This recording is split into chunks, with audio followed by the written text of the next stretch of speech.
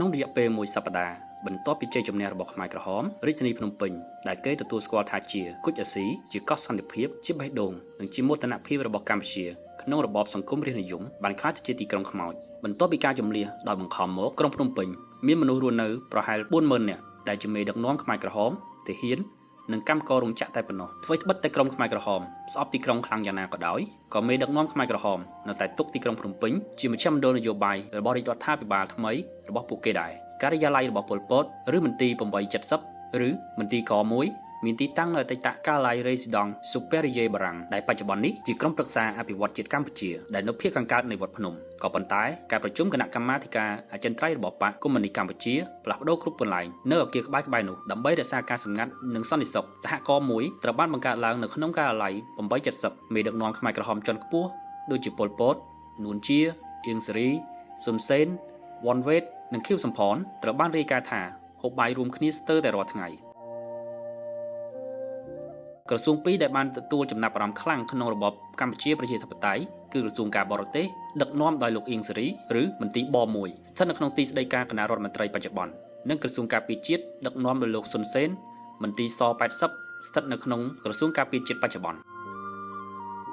ប្រចាំបកបានបើកមន្ទីរពេទ្យសំខាន់ឡើងវិញចំនួន3ដែលសម្រាប់តែផ្ដល់ការព្យាបាលដល់កម្មាភិបាលនិងទាហានរបស់ខ្លួនពីទូទាំងប្រទេសប៉ុណ្ណោះមន្ទីរពេទ្យ17មេសាឬព17មានទីតាំងនៅក្នុងមន្ទីរពេទ្យមិត្តភាពខ្មែរសូវៀតបច្ចុប្បន្នមន្ទីរពេទ្យសំខាន់ទី2គឺមន្ទីរពេទ្យ6មករាឬព1មានទីតាំងនៅក្នុងមន្ទីរពេទ្យកាឡម៉ែតបច្ចុប្បន្នមន្ទីរពេទ្យ6មករានេះផ្ដល់ការព្យាបាលដល់កម្មាភិបាលខ្មែរក្រហមនិងកម្មកររោងចក្រនៅភ្នំពេញមន្ទីរពេទ្យទី3គឺមន្ទីរពេទ្យកេតុមេលាដែលមានទីតាំងនៅក្នុងមន្ទីរពេទ្យព្រះកេតុមេលាបច្ចុប្បន្នមន្ទីរពេទ្យនេះផ្ដល់ការព្យាបាលសម្រាប់ទាហានរងរបួសពីគ្រប់តំបន់និងភូមិភាគទាំងអស់ទូទាំងប្រទេសដោយដែលគេបានប្រើវាសម្រាប់ទាហានសាធារណរដ្ឋខ្មែរក្នុងអំឡុងពេលសង្គ្រាមដែរក៏មានមន្ទីរពេទ្យមួយស្ថិតនៅក្នុងប្រលានយន្តហោះពោធិ៍ចិនតុងឬហៅថាព3ត្រូវបានបង្កើតឡើងជាពិសេសសម្រាប់បម្រើដល់ទីប្រឹក្សាបច្ចេកទេសចិនរាប់ពាន់នាក់ដែលធ្វើការពាសពេញរបបកម្ពុជាប្រជាធិបតេយ្យដូចគ្នានេះដែរទីក្រុងភ្នំពេញនៅតែជាមជ្ឈមណ្ឌលការទូតរបស់របបកម្ពុជាប្រជាធិបតេយ្យស្ថានទូតបរទេសមួយចំនួនដែលនៅសេសសល់ក្នុងក្រុងភ្នំពេញបន្ទាប់ពីខ្មែរក្រហមទទួលបានជ័យជំនះរួមមានចិនកូរ៉េខាងជើងវៀតណាមរហូតដល់ចុងខែធ្នូឆ្នាំ1977ឡាវគុយបារួមមានចិនកូរ៉េខាងជើងវៀតណាមដែលវៀតណាមមានរហូតដល់ចុងខែធ្នូឆ្នាំ1977ក្រៅពីនោះមានឡាវគុយបារ៉ូម៉ានីយូហ្គោស្លាវីគីអាល់បានីនិងអេស៊ីបក៏ប៉ុន្តែរបបកម្ពុជាប្រជាធិបតេយ្យបានបិទស្ថានទូតផ្សេងទៀតទាំងអស់ហើយបានកោះហៅឲ្យអ្នកការទូតកម្ពុជាទាំងអស់វិលត្រឡប់ទៅប្រទេសរបស់ខ្លួនវិញដោយរសារទុកតែស្ថានទូតនៅក្នុងប្រទេសចិនកូរ៉េខាងជើងវៀតណាមនិងឡាវតែប៉ុណ្ណោះទាំងឯកអគ្គរដ្ឋទូតនិងបុគ្គលិកស្ថានទូតដែលមាននៅក្នុងក្រុងភ្នំពេញត្រូវនៅក្នុងបរិវេណស្ថានទូតរបស់ខ្លួននិងត្រូវស្នើសុំទៅក្រសួងការបរទេសប្រសិនបើពួកគេចង់ធ្វើដំណើរទៅកន្លែងណាមួយនោះមានតែអគ្គរដ្ឋទូតចិនលោកស៊ុនហាវតែប៉ុណ្ណោះដែលមានបុព្វសិទ្ធិក្នុងការធ្វើដំណើរដោយសេរីនៅទីជនបទនៃប្រទេសកម្ពុជាដើម្បីសង្កេតមើលគម្រោងដែលផ្ដល់មូលនិធិដល់ប្រទេសចិនផ្សារថ្មីគឺជាផ្សារតែមួយគត់នៅក្នុងក្រុងភ្នំពេញដែលបានបើកទ្វារហើយសម្រាប់តែអ្នកការទូតតែប៉ុណ្ណោះមន្ទីរសន្តិសុខដែលល្បីល្បាញដោយភាពគោខើបំផុតចំនួន2ក្នុងក្រុងភ្នំពេញគឺមន្ទីរសន្តិសុខស21ដែលគេស្គាល់ថាជាគុកទួលស្លែងនិងមន្ទីរក17គឺជាជំរំអប់រំបឹងត្របែកមន្ទីរស21គឺជាមន្ទីរសន្តិសុខកម្ពុជារបស់របបកម្ពុជាប្រជាធិបតេយ្យនឹងត្រូវបានបង្កើតឡើងក្នុងខែតុលាឆ្នាំ1975ដោយមានលោកអ៊ិនឡុនហៅណាតជាប្រធាននិងឌុចជាអនុប្រធានដំបូងការិយាល័យនៅមានទីតាំងនៅចំណុចប្រសពផ្លូវលេខ163និងផ្លូវលេខ360ក្រោយមកផ្លាស់ប្ដូរទៅទីបញ្ជាការប៉ូលីសជាតិហើយចុងក្រោយផ្លាស់ប្ដូរទីតាំងមួយ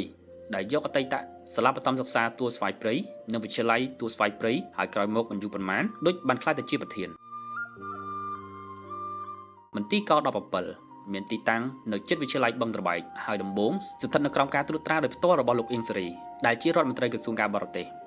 មន្ទីរនេះបែងចែកជាជំរំចំនួន3គឺជំរំប30សម្រាប់និស្សិតមកពីបរទេសជំរំប31សម្រាប់កូនរបស់ប្រជាជនកម្ពុជាដែលត្រឡប់មកពីបរទេសនិងជំរំប32សម្រាប់អ្នកការទូតកម្ពុជាប្រជាជនកម្ពុជាទាំងអស់ដែលចាញ់ល្បិចបោកបញ្ឆោតរបស់អៀង សេរីឲ្យត្រឡប់មកប្រទេសកម្ពុជាវិញដើម្បីមកជួយកសាងប្រទេសឡើងវិញនោះត្រូវបានបង្ខំឲ្យធ្វើពលកម្មហើយអ្នកខ្លះត្រូវបានបញ្ជូនទៅមន្ទីរស21ប្រធានជំរំអប់រំបឹងត្របែកគឺលោកសវនដែលក្រោយមកត្រូវបានចាប់ខ្លួននិងសម្លាប់ចោលក្រៅពីមេដឹកនាំជាន់ខ្ពស់កម្មាភិបាលនិងទាហានខ្មែរក្រហមនោះ យុវជនបដិវត្តច្រើនពាន់នាក់ដែលជាកូនចៅរបស់កសិករក្រីក្រនៅទីជនបទត្រូវបានជ្រើសរើសឲ្យធ្វើការនៅក្នុងរោងចក្រនានាក្នុងក្រុងភ្នំពេញដែលមានផលិតវិជ្ជាភ័ណ្ឌកង់ឡានស្បែកជើងបារីដីគោលទឹកផ្លែឈើស្រាបៀរឥដ្ឋកែវថ្នាំពេទ្យនិងម្សៅមីព្រមទាំងរក្សាឲ្យមានអគ្គិសនីនិងការផ្គត់ផ្គង់ទឹកសម្រាប់ទីក្រុងទោះបីជាមានមុខងារដូចលើកឡើងខាងលើក៏ដោយក៏ទីក្រុងភ្នំពេញមានសភាពស្ងាត់ជ្រងំនិងមានលក្ខណៈស្ទើរតែដូចតំបន់ជនបទទៅហើយទាហានខ្មែរក្រហមត្រូវចាត់ឲ្យការពារទីក្រុងនិងដាំដើមដូងដើមចេកនិងដើមឈើហូបផ្លែផ្សេងៗទៀតនៅតាមបណ្ដោយផ្លូវក្នុងទីក្រុងអគាររដ្ឋាភិបាលផ្ទះថ្មជាច្រើនត្រូវបានគេបោះបង់ចោលឬធ្វើជាឃ្លាំងទីក្រុងភ្នំពេញដែលធ្លាប់តែល្បីល្បាញគួរឲ្យស្ញប់ស្ញែងបានក្លាយជាទីក្រុងស្ងាត់ជ្រងំនិងអាចកំបាំងទៅវិញនៅក្នុងរបបកម្ពុជាប្រជាធិបតេយ្យ